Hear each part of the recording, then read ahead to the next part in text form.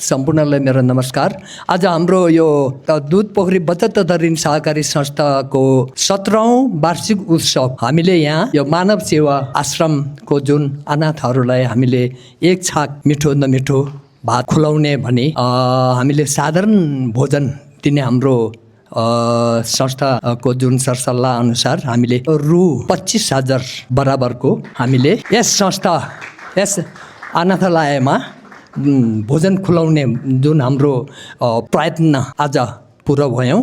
धेरै धेरै खुसी लाग्यो हामीलाई।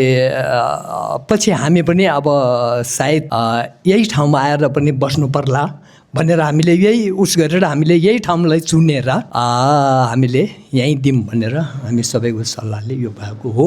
धेरै धेरै धन्यवाद छ। हामी धेरै खुसी छौँ। फेरि पनि आएर हामीले यही दुध पोखरी संस्था मात्र नभइकन हाम्रो धेरै संस्थाहरू छन्। हामी फेरि पनि कोसिस गर्छौँ तपाईँहरूसँग भेटघाट हुन, तपाईँहरूलाई खाना खुलाउन। धेरै धेरै धन्यवाद छ। खुसी लाग्यो।